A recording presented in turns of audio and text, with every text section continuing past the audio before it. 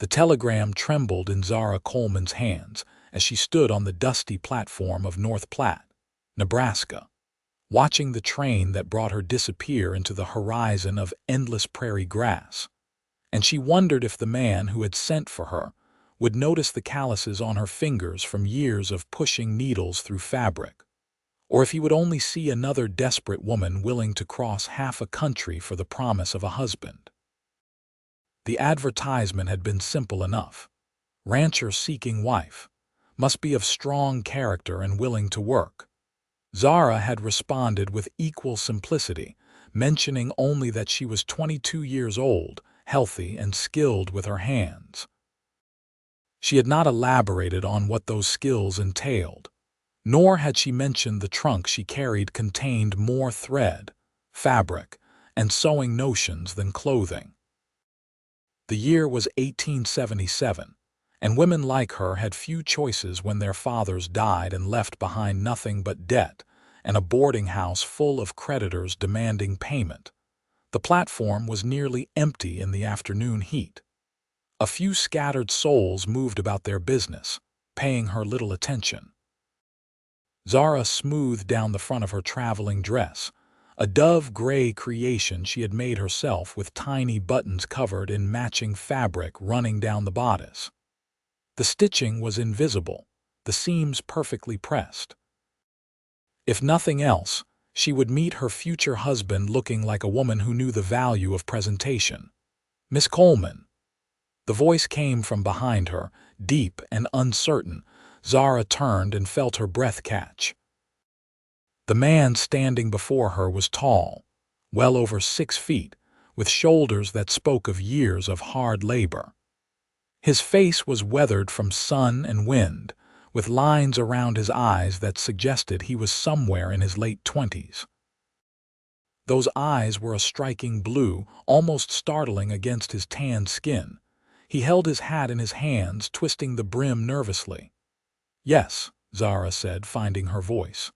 "Mr. Barrett, Zachary Barrett, madam. Most folks call me Zach." He shifted his weight from one foot to the other. "I hope the journey was not too difficult. It was long, but I managed well enough." Zara studied him carefully.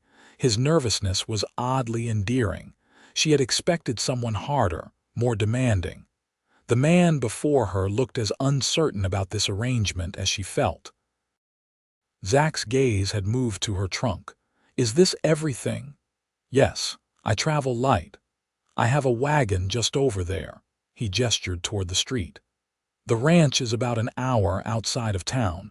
I thought maybe we could stop by the general store if you need anything before we head out. And there is a preacher in town.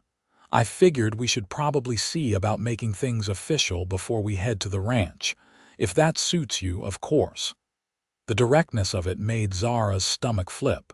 Of course they needed to marry quickly. That was the arrangement. Still, hearing it stated so plainly made the reality settle over her like a heavy quilt. She nodded. That would be appropriate. The general store was a welcome reprieve. Zach carried her trunk inside and set it down while she browsed the limited selection of goods. She did not need much, but she purchased some coffee, sugar, and a few other staples, along with several yards of sturdy cotton fabric she spotted on a shelf. The proprietor, an older man with spectacles perched on his nose, wrapped her purchases. "New in town, miss?" "Yes, I just arrived." "She is going to be my wife," Zach added, and there was something almost proud in his voice that made Zara glance at him. He was looking at her with an expression she could not quite read. "Well, congratulations to you both." The proprietor smiled warmly. "Zach here is a good man. You will be well taken care of." Zara managed a smile in return, though her heart was hammering. This was all happening so quickly. Less than an hour ago she had been on a train, and now she was standing in a general store while a stranger told her she would be taken care of by a man she had only just met. The preacher was a kind-faced man named Reverend Thompson, who agreed to perform the ceremony in the small church at the edge of town. Two townspeople were pulled in from the street to serve as witnesses, both older women who looked at Zara with a mixture of curiosity and sympathy.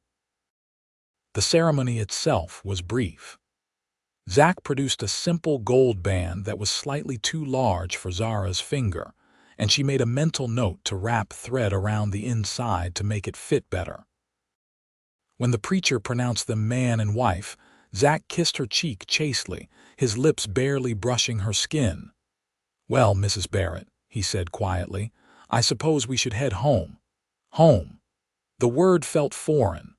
Zara climbed into the wagon beside her new husband, her hands folded in her lap.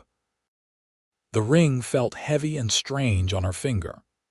Zach clicked his tongue at the horses, and they started moving through town, past buildings constructed of wood and brick, past saloons and shops and homes, until the town gave way to open prairie. The land stretched out in all directions, golden grass waving in the wind. The sky was enormous, bigger than Zara had ever imagined sky could be.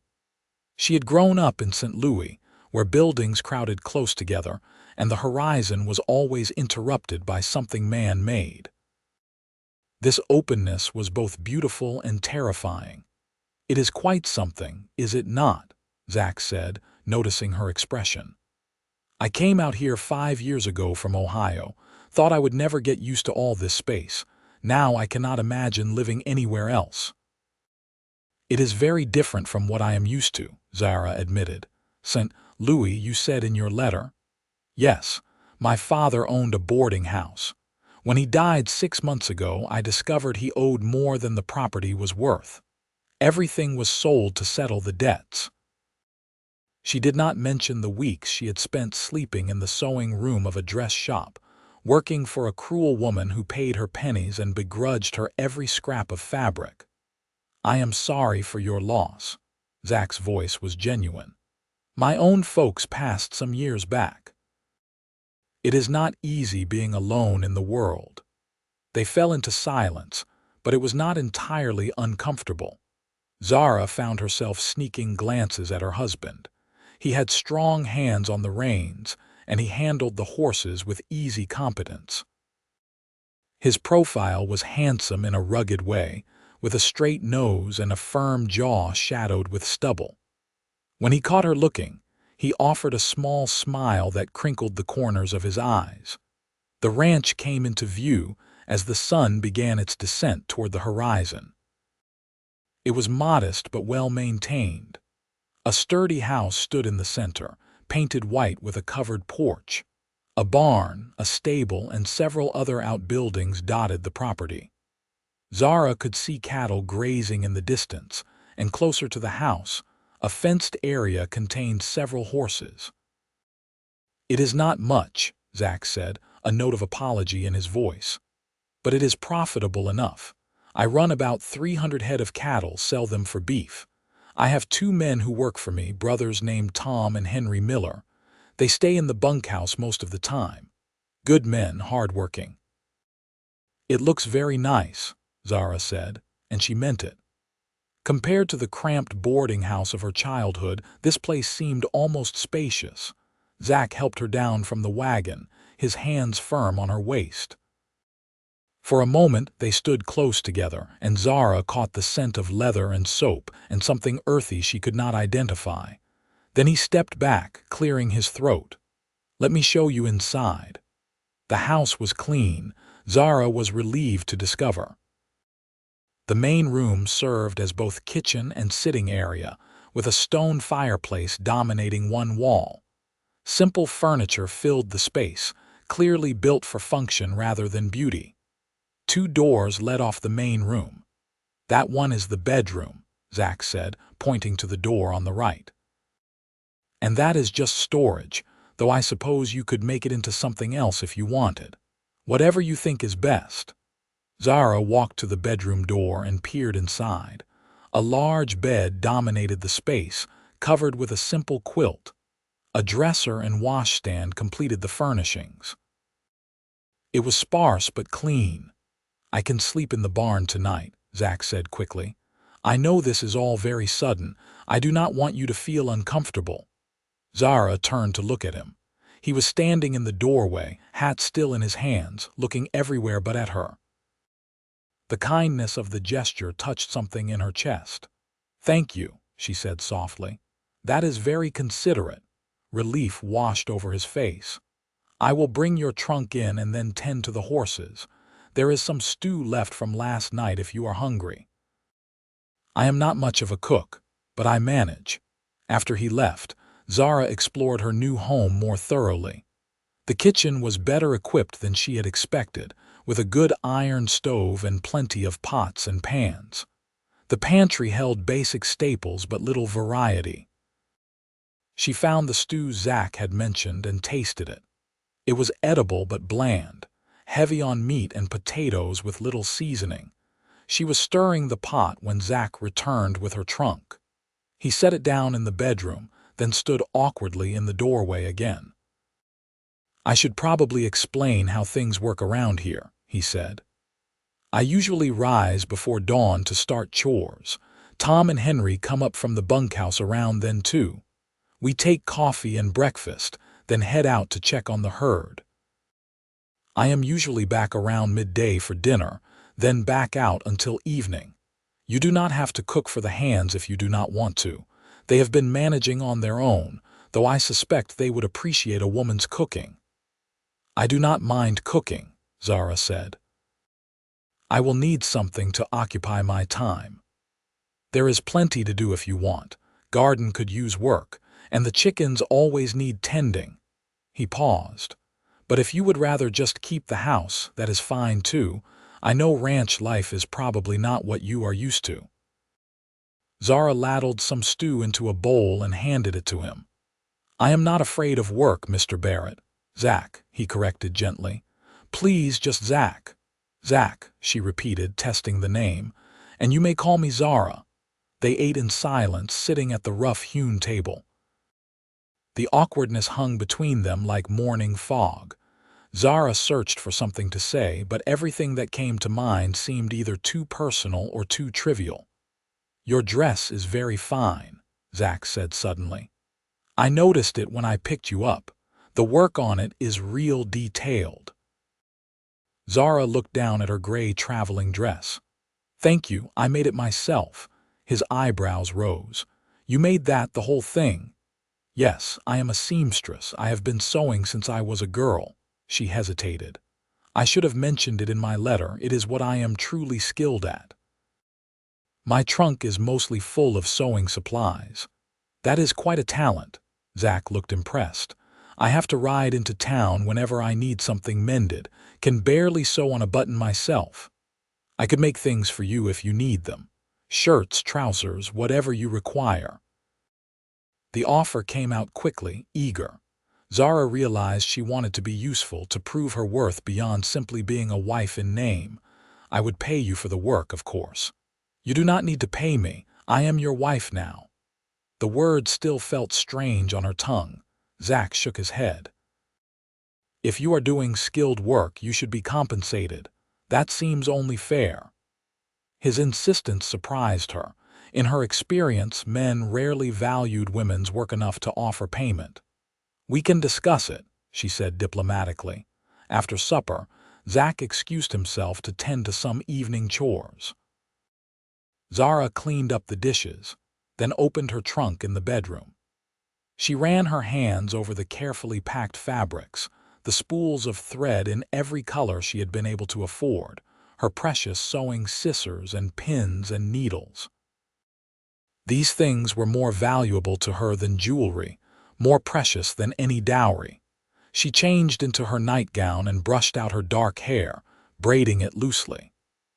Through the window, she could see lamplight in the barn where Zach must have been settling in for the night. The loneliness of the moment struck her suddenly. She was married, yet sleeping alone in a strange house on the prairie, hundreds of miles from everything she had ever known. But she had chosen this. The alternative had been far worse. At least here she had a roof over her head and a man who seemed kind, if uncertain. It was more than many women had. Zara slept fitfully that first night, waking at every unfamiliar sound. The wind was louder here than it had been in the city, rushing through the grass with a constant whisper. Somewhere in the distance, a coyote howled. She pulled the quilt up to her chin and tried not to think about how empty the bed felt. Dawn came early, announced by roosters crowing outside. Zara rose and dressed quickly, choosing a simple calico dress she had made the previous year. She braided her hair and pinned it up, then went to the kitchen to start coffee. She had just gotten the fire going in the stove when the front door opened and Zach entered, looking startled to see her up. "Morning," he said. "You did not have to get up so early." "I am accustomed to early mornings." Zara poured water into the coffee pot. "I thought I would make breakfast for everyone. The hands will appreciate that." Zach hung his hat on a peg by the door. "Let me introduce you when they come up."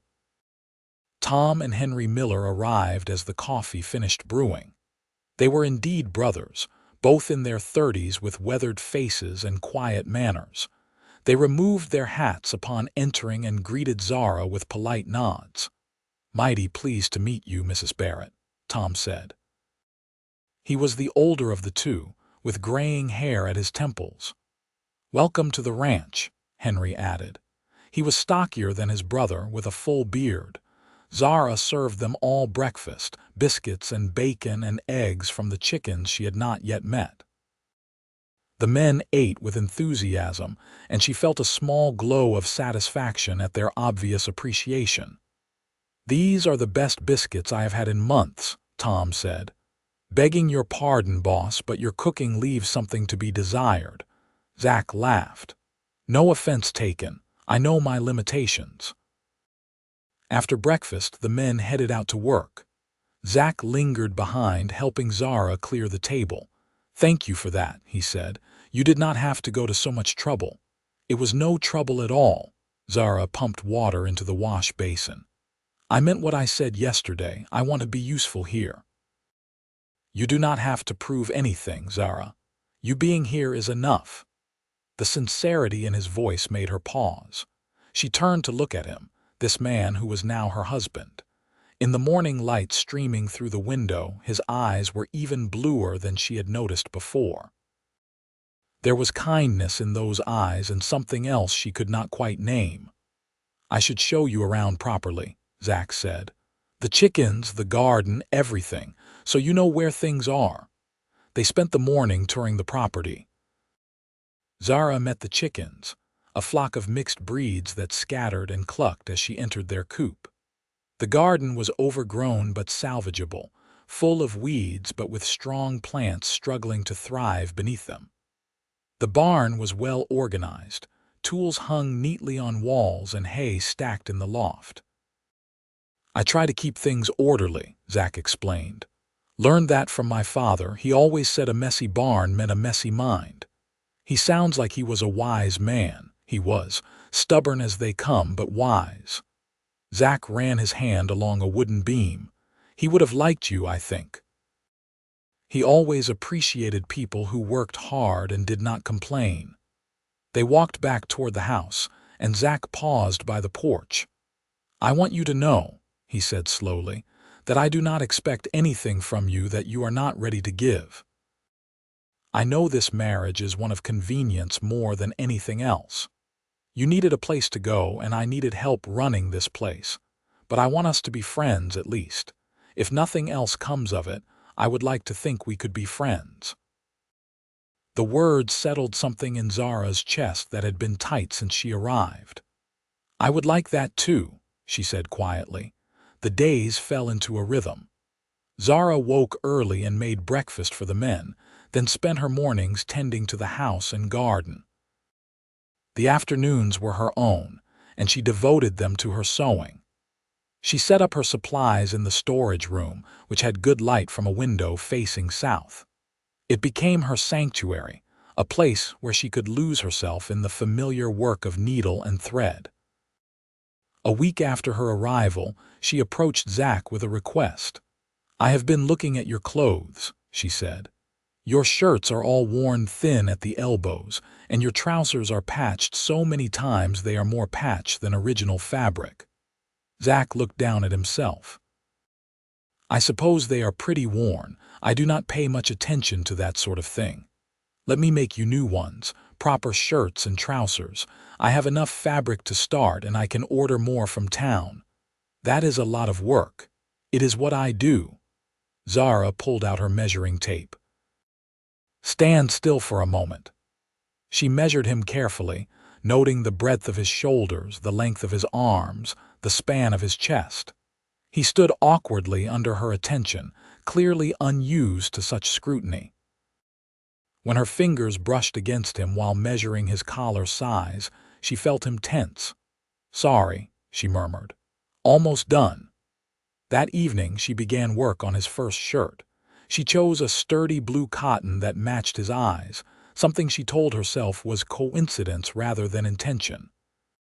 The fabric moved easily under her needle, and she fell into the meditative rhythm of creation. Each stitch was perfect, each seam exactly placed. This was where she felt most herself, most capable. The shirt took her 3 days to complete.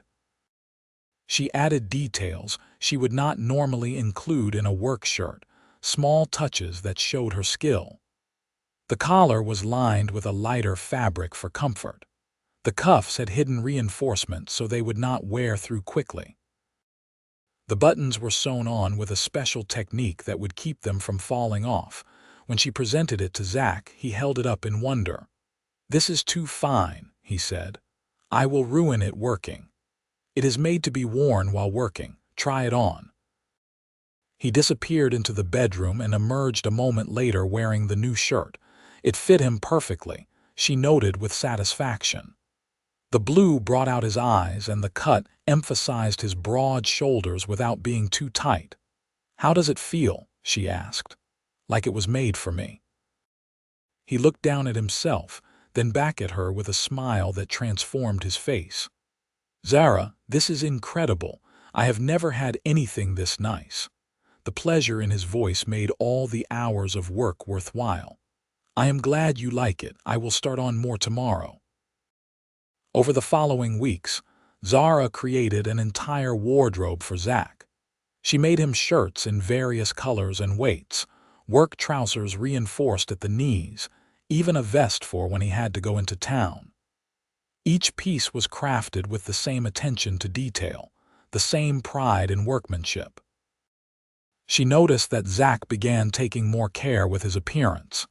He shaved more regularly, combed his hair more carefully.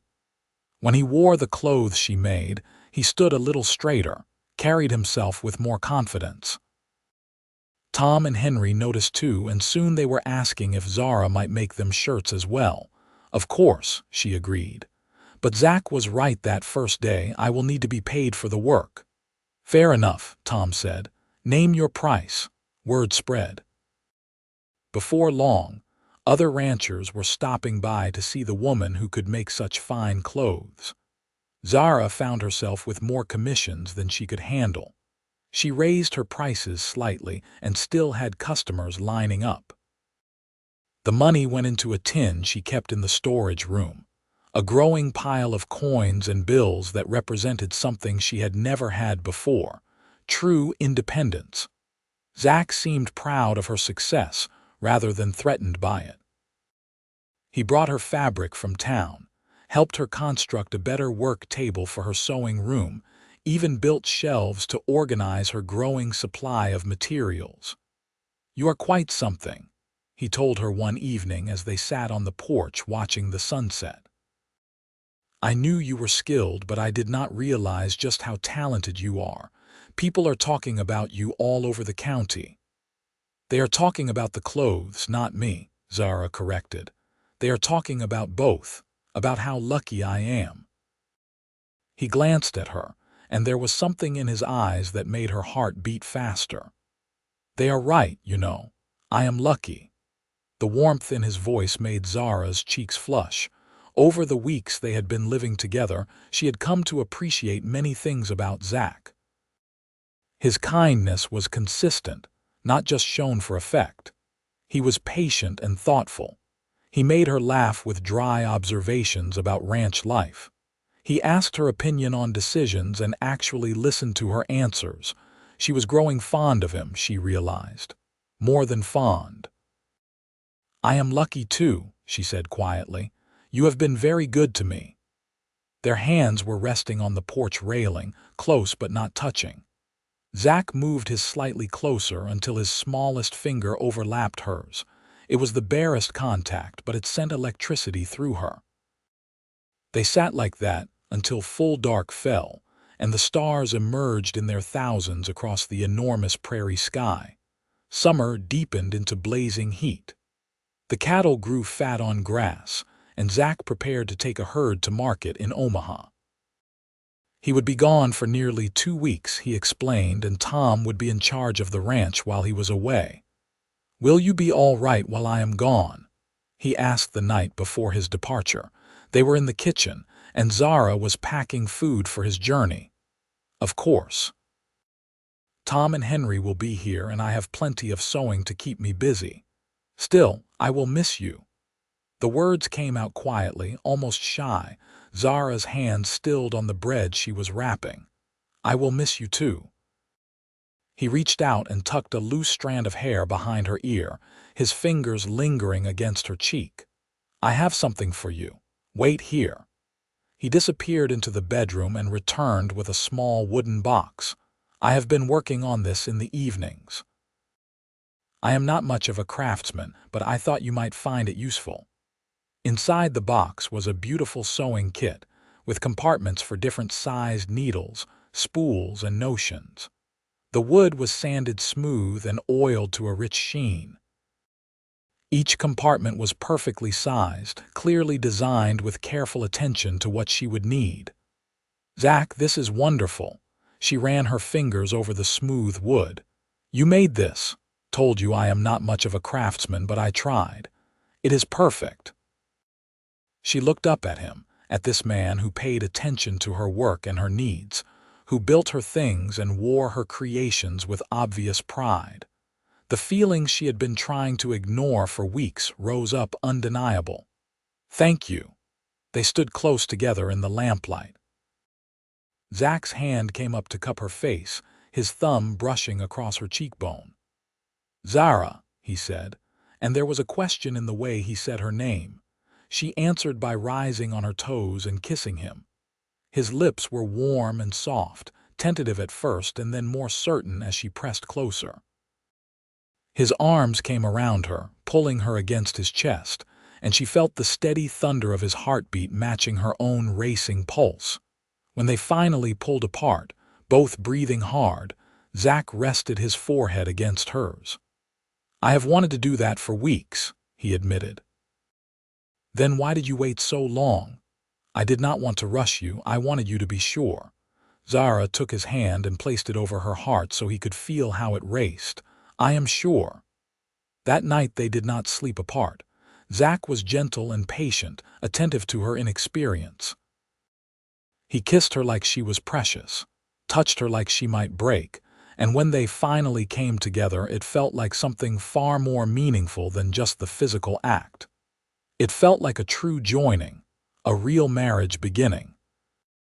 In the morning, Zach left for Omaha with obvious reluctance, kissing her thoroughly before mounting his horse. 2 weeks, he promised. "I will be back as soon as I can." The time apart was harder than Zara expected. She threw herself into her sewing, completing commissions with focused intensity. But the nights were lonely, the bed too empty. She had not realized how quickly she had grown accustomed to Zach's presence, to the sound of his breathing beside her, to the warmth of his body in the darkness. She was working on a special project, something she had been planning for days. A new shirt for Zach, but not just any shirt. She was using the finest fabric she had, a deep brown that would complement his coloring beautifully. She embroidered his initials on the inside of the collar where only he would see them, a private message of affection. Every stitch was placed with love, every detail considered with care. This was more than just a shirt. It was a statement, a promise, a symbol of what they were building together. Tom brought news from town one afternoon. "Boss sold the herd for a good price," he reported. "Should be home in a few days." Zara's heart lifted. She finished the special shirt that evening, working by lamplight until her eyes ached. The final product was the best thing she had ever made, she thought. It was not just skillful but beautiful, something that transcended mere utility and became art. Zach returned on a bright afternoon, riding up to the house with a wide smile on his face. Zara ran out to meet him, abandoning the propriety she usually maintained around the ranch hands. He dismounted and caught her up in his arms, spinning her around. "I missed you," he said against her hair. "Every day I missed you. I missed you too." She pulled back to look at him. He was dusty from travel but looked healthy and happy. "How was the trip? Profitable?" "I will tell you all about it, but first, let me look at you." He held her at arm's length, his eyes roaming over her face as if memorizing features he might have forgotten. "You are even prettier than I remembered," she laughed. "You were only gone 2 weeks. 2 very long weeks." He kissed her soundly, not caring who might see. That evening after supper, Zara presented him with the special shirt. He unwrapped it slowly, his expression growing more amazed as he took in the quality of the work. "Zara, this is too much. This must have taken you hours." "Days," she corrected. "But I wanted to. Look inside the collar." He found the embroidered initials and traced them with his finger. When he looked up at her, his eyes were suspiciously bright. "No one has ever made me something like this, something just for me with this much care. You deserve it. You deserve much more than I can give you. You have given me everything." He set the shirt down carefully and pulled her into his lap. "While I was gone, I did a lot of thinking. About us, about what we have here. I know we started this marriage as an arrangement, a practical solution to practical problems. But it has become so much more than that, at least for me." "For me too," Zara whispered. "I love you, Zara. I think I started loving you the first time I saw you on that train platform, looking scared and brave all at once. And I fall more in love with you every day." The words she had been holding back spilled out. "I love you too, Zach. So much it scares me sometimes." They kissed until the lamp burned low, until the night grew cool and the coyotes began their distant singing. And when they went to bed that night, it was not as 2 separate people sharing space, but as partners, as lovers, as a true married couple. The seasons turned. Autumn painted the prairie in shades of gold and amber. Zara's sewing business continued to thrive, and she began training 2 young women from town who wanted to learn the trade. She enjoyed teaching, sharing the skills that had saved her life when she had nothing else. Zach proved to be not just a skilled rancher but an astute businessman. With the profits from the cattle sale, he bought more land and expanded the herd. He consulted with Zara on major decisions, treating her as a true partner in running the ranch. They worked together to improve the house. Adding curtains, Zara sewed from beautiful fabric. She ordered special from back east, building a larger porch where they could sit in the evenings, painting the kitchen a cheerful yellow that made the space feel brighter. The town of North Platte was growing, and Zach and Zara became respected members of the community. People spoke highly of the rancher who wore such fine clothes and the seamstress wife who had created a small business empire from her sewing room. But more than that, people spoke of how the couple looked at each other, the obvious affection that passed between them. "Those 2 are a true love match," the proprietor of the general store told customers. "Started out as a mail-order arrangement, but you would never know it now. That Barrett fellow looks at his wife like she hung the moon." Winter arrived cold and harsh, but the ranch was prepared. Zara spent her days sewing warmer clothes, thick wool shirts and lined jackets. She made Zach a beautiful coat from heavy brown wool with a quilted lining, with reinforced seams and deep pockets. When he wore it into town, 3 more men immediately commissioned similar coats. "You are going to make us wealthy," Zach joked. "We are already wealthy," Zara replied. "We have everything we need." But wealth continued to accumulate nonetheless. Zara's prices had increased with demand, and she was turning away work now, accepting only commissions that interested her. The tin where she kept her earnings was replaced by a proper lockbox, and Zach helped her open an account at the bank in town. "This is your money," he insisted. "From your work. You should have control over it." The trust he showed her, the respect he gave her skills and her autonomy, meant more to Zara than any gift. She had never imagined a marriage could be like this, a true partnership where both parties were valued. On their first anniversary, Zach surprised her with a trip back to Omaha. They stayed in a real hotel, ate in restaurants, attended a theater performance. But the best part was simply being together, exploring the city as a couple, holding hands on the street corners, stealing kisses in the hotel room. "Are you happy?" Zach asked her on their last night in the city. They were lying in bed, her head on his chest, his fingers playing with her unbound hair. "Happier than I ever thought possible," Zara answered honestly. "Sometimes I think about that day I arrived in North Platte, so scared and uncertain. I never imagined it would lead to this." "I was terrified that day," Zach admitted. "I kept thinking you would take one look at me and get back on the train. I had never felt so inadequate in my life." Zara propped herself up to look at him. "How could you think that? You are the best man I have ever known." He pulled her down for a kiss that quickly deepened into something more. Later, as they lay tangled together in the afterglow, Zach traced patterns on her shoulder. "I want to have a family with you," he said quietly. "Children running around the ranch, filling up that big house. What do you think?" Zara's heart swelled. "I think that sounds perfect." Spring arrived, and with it, news that made Zara both nervous and elated. She was pregnant. The doctor in town confirmed what she had suspected for weeks. She told Zach that evening on the porch, their special place for important conversations.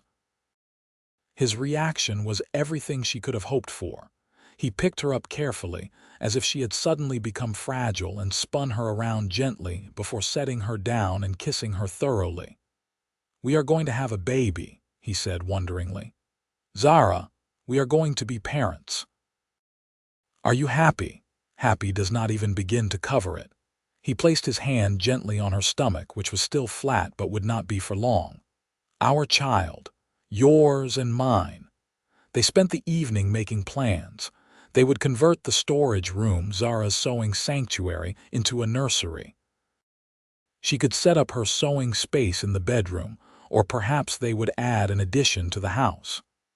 Zach wanted to buy a cradle from town, but Zara said she wanted to make the bedding herself, something special for their baby. The pregnancy progressed smoothly. Zara continued her sewing work through the summer, though she took on fewer commissions as her belly grew. She made tiny clothes for the baby, little gowns and caps from the softest fabrics she could find. Each piece was sewn with love and hope for the future. Zach was attentive to the point of being overprotective. He did not want her lifting anything heavy, insisted she rest in the afternoons, worried constantly about her health. It was endearing, if occasionally frustrating. "I am pregnant, not ill," she told him repeatedly. "Women have been doing this since the beginning of time." "Not my wife carrying my child," he countered. "That is a first-time event, and I am going to make sure everything goes perfectly." In October, on a crisp autumn morning, Zara's labor began. The doctor was summoned from town, and Tom's wife, Martha, who had helped birth half the babies in the county, came to assist. Zach paced outside the bedroom door for hours while Zara labored inside. When the baby's first cry pierced the air, He nearly broke down the door in his eagerness to enter. The doctor laughed and let him in. Zara was propped up in bed, sweaty and exhausted but radiant. In her arms was a tiny bundle wrapped in a blanket she had made herself, embroidered with a pattern of stars. "Come meet your son," she said softly. Zach approached slowly, almost reverently. He looked down at the baby's red, wrinkled face, at the tiny fists waving in the air, and tears streamed down his face unashamedly. "A son," he whispered. "We have a son." "What should we name him?" Zara asked. They had discussed names but never quite settled on one. Now, looking at his tiny face, Zara knew exactly what felt right. "James," she said. "After your father." Zach's expression crumbled and he sat carefully on the edge of the bed, leaning down to kiss first the baby's forehead, then Zara's. "Thank you," he said, his voice choked with emotion. "For him, for everything. You have given me more than I ever dreamed possible." Baby James was a good child, healthy and strong. He had his father's blue eyes and his mother's dark hair. Zara balanced caring for him with her sewing work, often stitching while he napped beside her in a basket. She made him endless, adorable outfits, each one more elaborate than the last. Zach was a devoted father. He would come in from the fields and immediately seek out his son, holding the baby with gentle competence, talking to him about the ranch and the cattle and everything James would learn as he grew. Watching them together made Zara's heart ache with happiness. The town of North Platte threw them a party when James was christened. It seemed everyone wanted to celebrate with the Barretts, the couple who had become beloved fixtures in the community. Zara wore a dress she had made special for the occasion, a beautiful blue silk that complemented her coloring and still fit despite her body not being quite back to its pre-pregnancy state. Zach wore the special brown shirt she had made him, the one with his initials embroidered inside the collar. He wore it often, she had noticed, especially on days when something important was happening. It had become his favorite, and she had to repair it periodically from wear, though the quality of her original construction meant it had held up remarkably well. "You look beautiful," he told her as they prepared to leave for the church. "You look rather handsome yourself." She straightened his collar, letting her fingers linger. "Though you might be a bit biased, absolutely biased." He kissed her nose, "but also completely honest." The christening was beautiful. Reverend Thompson, who had married them 2 years earlier, blessed their son with words about love and family and faith. James behaved perfectly, only fussing a little when the holy water touched his forehead. At the party afterward, held at the ranch with tables set up in the yard, people kept approaching Zara with compliments. "That dress is stunning," one woman said. "Did you really make it yourself?" "I did." "Would you consider making one for me? I will pay whatever you ask." Zara laughed. "Right now, I am on a bit of a break from commissions, but perhaps in a few months when James is older." An older rancher named Bill Hawkins clapped Zach on the shoulder. "You have done well for yourself, son. Beautiful wife, healthy boy, prosperous ranch. Your father would be proud." "I hope so, sir. I truly hope so." As the party wound down and guests departed, Zach and Zara sat on their porch with James sleeping between them in his basket. The sun was setting in brilliant shades of orange and pink, painting the prairie in glowing light. "This is everything I never knew I wanted," Zach said quietly. 2 years ago, I was lonely and struggling. Now I have you and James and a life I actually look forward to living every day." "I was so scared when I stepped off that train," Zara admitted. "I thought I was trading one form of survival for another. I never expected to find love. Real, true love. You saved me, you know. I was just going through the motions before you came, working myself to exhaustion so I did not have to think about how empty the house felt." He took her hand, the one wearing the gold ring he had given her that first day. It fit better now, after she had wrapped thread around the inside as she had planned. "You made this place a home. You made me whole." They sat in comfortable silence as the stars began to emerge. James stirred and made a little sound, and Zara picked him up, cradling him against her shoulder. He settled immediately, content in his mother's arms. "You ever think about how different things could have been?" Zara asked. "If I had not seen that advertisement, or if you had chosen a different woman to write to." "I try not to," Zach admitted. "It scares me to think about. I cannot imagine my life without you now. I do not want to imagine it." "Me neither." She leaned her head on his shoulder. "Though I do sometimes wonder what happened to that dress shop owner I worked for in St. Louis. I hope she found someone who could tolerate her cruelty." "You never talk much about your time there." Zara shrugged. "There is not much to tell that is pleasant. She paid me almost nothing, gave me the worst scraps to work with, and told me daily that I was lucky she let me sleep in the sewing room. When I saw your advertisement, it felt like a lifeline. Even though I was terrified of coming west, of marrying a stranger, it had to be better than slowly starving while making beautiful dresses for ungrateful rich women." "I am grateful to her in a way," Zach said. "If she had been kind, you might have stayed. I would never have met you." "Then I suppose I should be grateful too, in a twisted way." Zara kissed the top of James's head. "Everything terrible that happened led me here.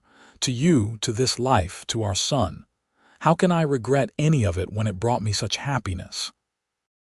The years continued to unfold like the fabric Zara worked with, each season bringing new patterns, new challenges, new joys. James grew into a sturdy toddler, then an energetic little boy who followed his father around the ranch with worshipful devotion. Zara taught him to sew basic stitches before he was 5, and while he did not have her passion for it, he learned enough to mend his own clothes when needed.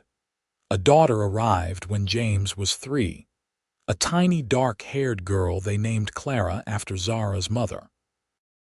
She was sweet-tempered and curious, always getting into things she should not touch.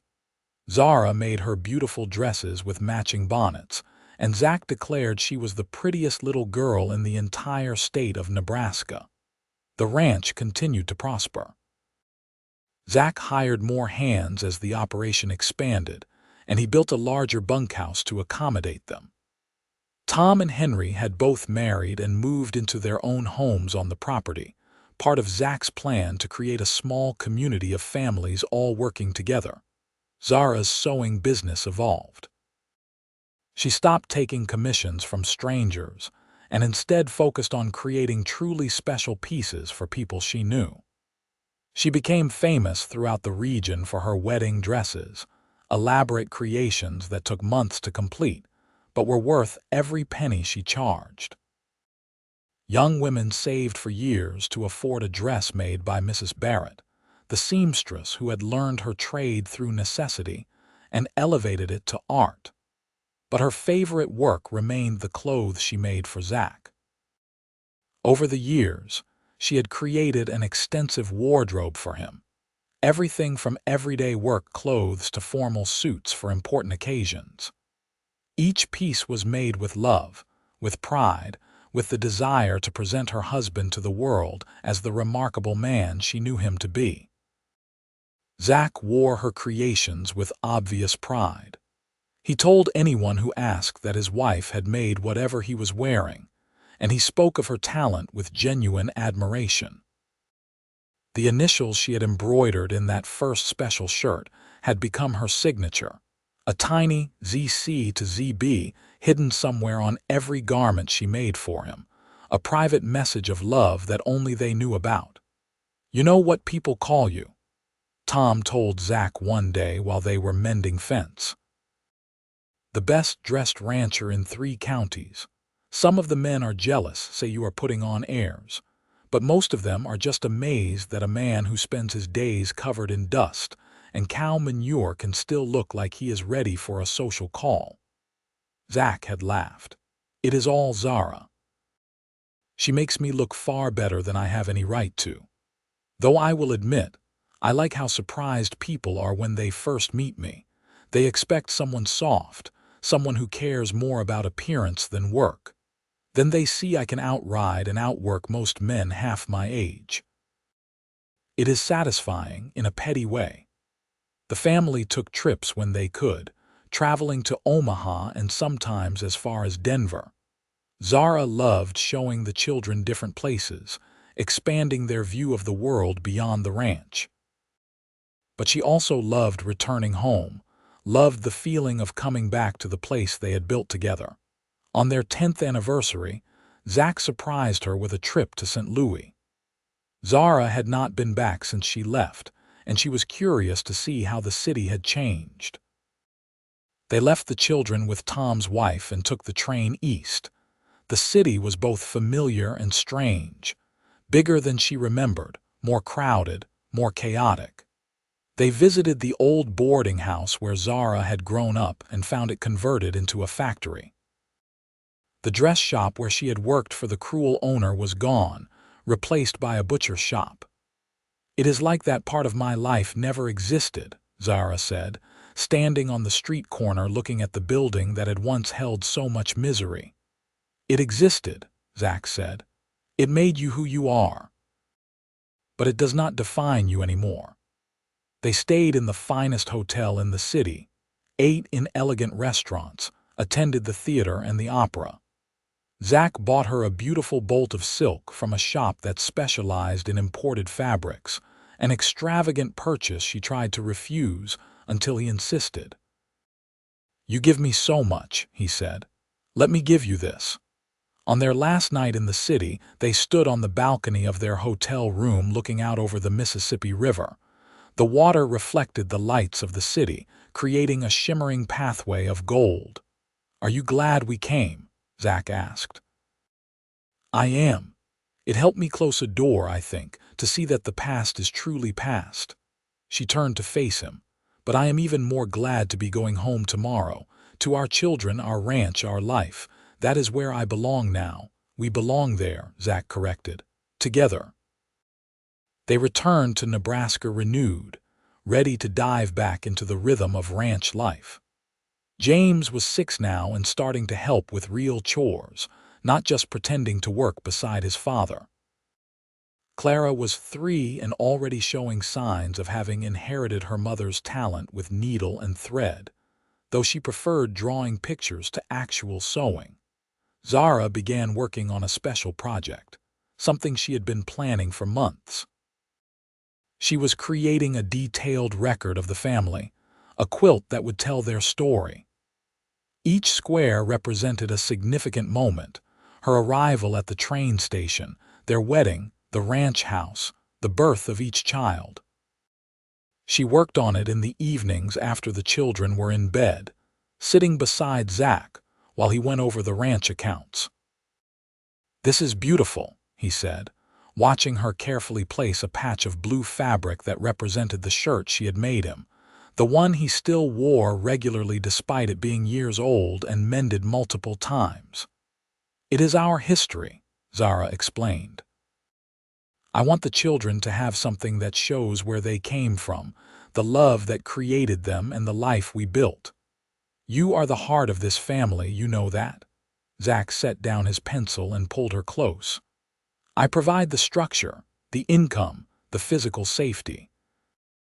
But you provide the warmth, the beauty, the love that makes it all worthwhile." "We provide it together," Zara insisted. "Neither of us could do this alone." But Zach shook his head. "I was alone for a long time before you came. I was surviving, barely. You taught me how to actually live." Another child arrived, a second son they named Thomas after Tom Miller, who had become one of Zach's closest friends. Little Thomas was born during a snowstorm in February, arriving quickly and with little fuss. He had his father's coloring and his mother's delicate features, a beautiful combination. The house felt full now, alive with the sounds of children playing, of laughter and occasional tears, of all the chaos and joy that came with a growing family. Zara had to carefully manage her time between childcare and her sewing work, but she found the balance rewarding rather than exhausting. Zach continued to be an involved father, never too busy with ranch work to spend time with his children. He taught James to ride, helped Clara with her letters, rocked baby Thomas to sleep while humming old songs his own father had sung to him. Watching him with their children filled Zara with a love so intense it sometimes took her breath away. The community around them grew as well. North Platte was becoming a proper town with churches, schools, and businesses of all kinds. The railroad brought more people west, and the population swelled with families looking for new opportunities.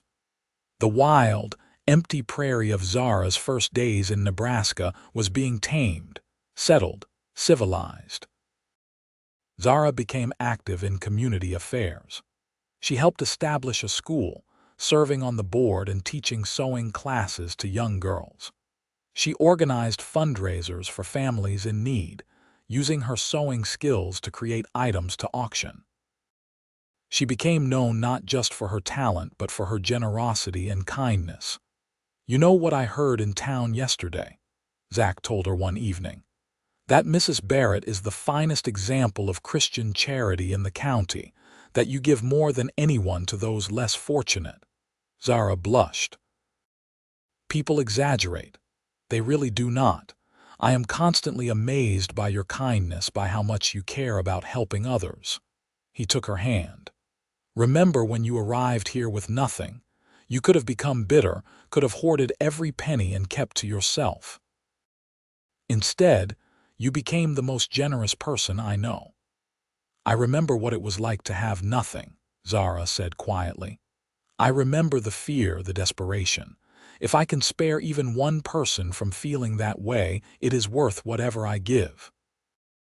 The years accumulated like the stitches in Zara's sewing, each one building on the last to create something beautiful and lasting. James grew into a young man who decided ranching was not for him, and instead went to study agriculture at the university in Lincoln, hoping to help farmers improve their yields and practices. Zara and Zach supported his decision, proud of his ambition even if it meant he would not take over the ranch. Clara showed early promise as an artist and a seamstress, combining both skills into designs that were truly innovative. By the time she was 15, she was selling her own creations in town, with Zara's proud encouragement. Thomas proved to be the one most interested in ranching, following his father everywhere and absorbing knowledge like a sponge. More children arrived over the years. A third son named David, then twin girls, Emma and Elizabeth. The house had to be expanded twice to accommodate everyone, and it became a sprawling, comfortable place filled with love and laughter through it all. Zara never stopped sewing. Her hands were never idle. She created not just clothes but quilts, curtains, decorative pieces for the house. Each item was made with the same care and attention she had given that first shirt for Zach so many years ago. Sewing was how she expressed love, how she made the world more beautiful, how she contributed to her family's well-being. And Zach never stopped wearing her creations with pride. Even as he aged, as his hair turned gray at the temples and lines deepened around his eyes, he remained one of the most well-dressed men in the region. He owned suits that would not have looked out of place in the finest establishments in Omaha or Denver, but they were made by his wife's hands, stitched with love in the sewing room of their ranch house. The ring he had given her that first day, the one that had been too large and that she had made fit with wrapped thread, now fit perfectly. Her hands had changed over the years, roughened by work and swollen slightly by the natural process of aging, and the ring now sat snugly on her finger. She never took it off, not even to wash dishes or work in the garden. It was part of her, a symbol of the life she had built and the man she had built it with. On their 20th anniversary, the entire town of North Platte seemed to turn out for the celebration. It was held at the ranch, with tables set up in the yard just like at James's christening all those years ago. But now the crowd was much larger, and the Barrett family much more extensive. 20 years, Zach said in his speech, standing with his arm around Zara while their children and grandchildren and half the town watched. 20 years ago, I stood on a train platform terrified that the woman I had sent for would take one look at me and turn right around. Instead, she stayed. She built a life with me, a family, a home. She made me happier than I ever thought possible. He turned to look at Zara, and his eyes were suspiciously bright. You are the best thing that ever happened to me, Zara Barrett. Every day I wake up grateful that you chose to stay, that you chose me, that you chose this life. Zara was crying openly now, not caring who saw. I love you, she said simply. More than words can express. The party continued late into the evening with music and dancing and endless food. Children ran through the grass while adults talked and laughed. Tom and Henry, both now showing gray in their own hair, shared stories about the early days when Zach had been a bachelor barely managing to keep the ranch running. You should have seen this place before Mrs. Barrett arrived, Tom told a group of younger ranchers. Barely fit for human habitation, the boss was eating stew with no seasoning and wearing clothes that were more whole than fabric. She transformed everything, made it into a real home. I did no such thing, Zara protested, overhearing. The house was perfectly adequate. It was falling apart, Zach countered, laughing. Admit it, you worked miracles with this place. They danced together as the sun set slowly and close, moving to music played by a small band from town. Zara rested her head on Zach's shoulder, breathing in the familiar scent of him, feeling the solid warmth of his body against hers. No regrets, he whispered in her ear. Not a single one. She looked up at him. Though I sometimes wish I could go back and tell that scared girl on the train platform that everything would turn out better than she could possibly imagine. She would not believe you, probably not, but it would be nice to try. The party eventually wound down and the guests departed, leaving just family. The older children helped clean up while Zara and Zach retreated to their porch, their sanctuary, the place where so many important conversations had happened over the years. 20 more years. Zach asked, taking her hand. 20 more years, Zara agreed, and then 20 more after that if we are lucky. They sat in comfortable silence, watching the stars emerge in the enormous prairie sky. The same stars that had watched over them that first night, when they had been strangers brought together by circumstance. The same stars that had witnessed their courtship, their wedding, the births of their children, all the moments that had accumulated into a life. More years passed, each one adding layers to their story. They became grandparents, then great-grandparents as their children married and started their own families. The ranch was eventually passed to Thomas, who proved to be as skilled and dedicated as his father. James returned from university and settled in North Platte, becoming an agricultural consultant who helped farmers throughout the region. Clara opened a dress shop in town, where she trained young seamstresses in the techniques her mother had taught her. Zara's hair turned silver, though she remained as sharp and active as ever. Her hands were gnarled now with arthritis, making the fine, detailed work she loved more difficult. But she adapted, focusing on larger pieces, teaching more than doing. She trained a whole generation of seamstresses in the region, women who went on to open their own shops or work from their homes, supporting their families with skills Zara had shared freely. Zach aged too, his body showing the wear of decades of hard physical labor. but his mind remained sharp, and his love for his wife only deepened with time. He still wore the clothes she made him, though now Clara often helped with the construction when Zara's hands could not manage it. Each piece still bore the signature embroidery, the tiny initials that marked them as creations of love. On their 50th anniversary, the family gathered again. 3 generations of Barretts filled the expanded house and spilled out into the yard.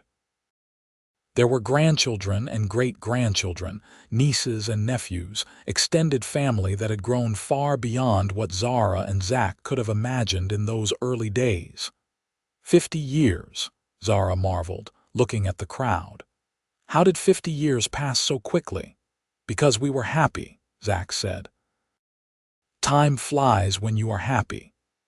They renewed their vows that day, with Reverend Thompson's grandson performing the ceremony. The original Reverend had passed years earlier, but his grandson had followed in his footsteps. The church was packed, not everyone fitting inside, so windows were opened so those outside could hear. When Zach slipped a new ring onto Zara's finger, one sized properly for her aged hands, she cried. The original ring was carefully placed on a chain around her neck, too precious to ever discard. I, Zachary Barrett, take you, Zara Coleman Barrett, to be my wife, Zach said, his voice strong despite his age. To have and to hold from this day forward, for better or for worse, for richer or for poorer, in sickness and in health, to love and to cherish, until death do us part. I, Zara Coleman Barrett, take you, Zachary Barrett, to be my husband, Zara replied, her voice equally firm. To have and to hold from this day forward, for better or for worse, for richer or for poorer, in sickness and in health, to love and to cherish, until death do us part. The kiss that followed was gentle, tender, a promise renewed and strengthened by 50 years of keeping it. That evening, after everyone had left and they were alone on their porch once more, Zach took Zara's hand. The new ring gleamed in the lamplight, but she still felt the comforting weight of the original around her neck. Did I ever tell you, Zach said quietly, that I almost did not place that advertisement for a wife? Zara looked at him in surprise. You never mentioned that. I was scared. Scared of rejection, scared of making a mistake, scared of opening myself up to that kind of vulnerability. I wrote the advertisement and carried it to the newspaper office 3 different times before I finally actually placed it. He squeezed her hand gently. Best decision I ever made. Second best, Zara corrected. The best decision was choosing me out of all the women who responded. That was not really a decision. I read your letter and I just knew.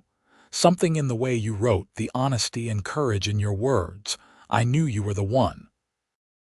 They sat together as they had so many times over 50 years, watching the stars, feeling the prairie wind, surrounded by the life they had built together. The house behind them was full of memories, every room holding stories of laughter and tears, of births and deaths, of all the ordinary and extraordinary moments that made up a life well lived. Zara thought about that scared young woman who had stepped off the train in North Platte so long ago, clutching a telegram and wondering what fate awaited her. She wished she could tell that woman that everything would be all right, that the gamble she was taking would pay off beyond her wildest dreams. But perhaps that woman had known on some level. Perhaps when she had made that beautiful gray dress for her arrival, when she had packed her trunk with sewing supplies instead of more practical items, she had been preparing not for mere survival, but for something greater. Perhaps she had hoped even then that her skills would be valued, that her work would bring pride, that love would follow. What are you thinking about? Zach asked, noticing her faraway expression. Everything. The past 50 years, all the moments that led us here. She smiled at him. And how grateful I am for every single one of them, even the hard times. There were not that many hard times. No, there were not. We have been lucky. Not lucky, Zach disagreed. Blessed, incredibly, impossibly blessed. He was right, Zara thought. They had been blessed.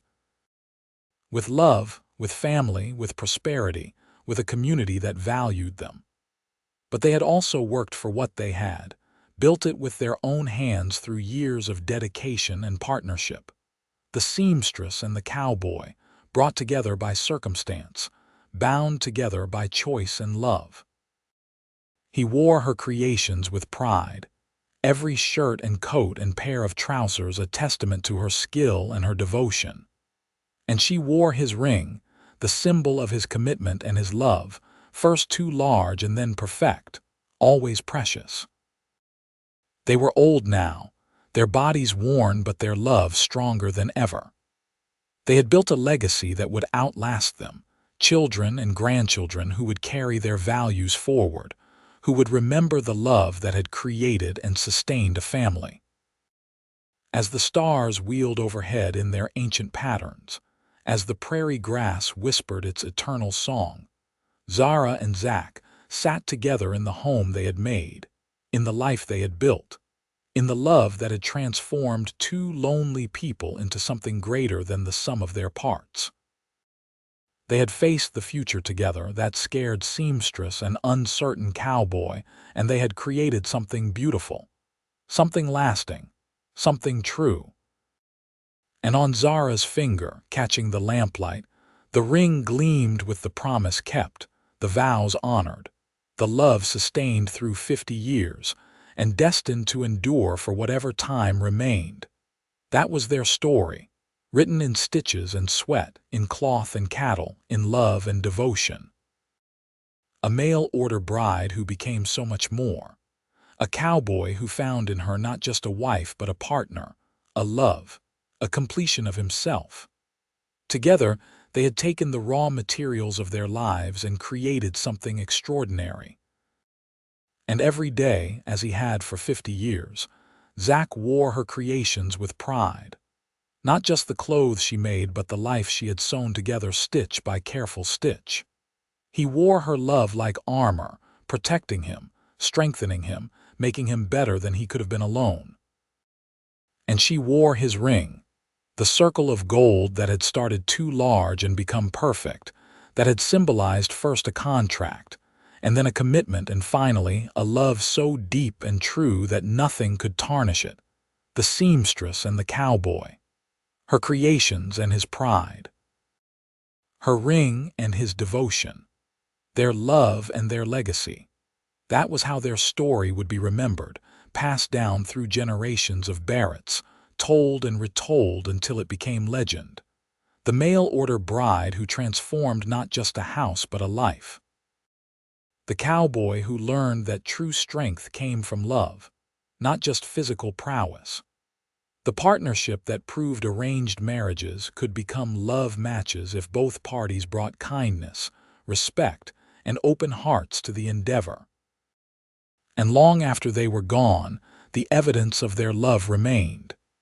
In the clothes Zara had made, carefully preserved by their descendants. In the ranch they had built together, still operating and prosperous. In the children and grandchildren and great-grandchildren who carried forward their values of hard work, generosity, and love. But most of all, in the story itself. The story of two people who took a chance on each other and built something beautiful. The story of a seamstress and a cowboy, of pride and love, of rings and devotion. Their happily ever after was not just an ending but a beginning, a foundation on which generations would build their own stories of love and family. And it all started with a telegram in trembling hands, a cowboy's nervous greeting on a train platform, and the decision to take a chance on hope rather than give in to fear. 50 years and the love still growing. 50 years and the pride still shining. 50 years and the commitment still holding strong. That was the true measure of their success, Zara thought, as she sat beside her husband under the vast Nebraska sky. Not the material wealth they had accumulated or the reputation they had built, but the love that had sustained them through everything life had brought, the seamstress and the cowboy. Her needle and his pride, her ring and his devotion, their love story for the ages.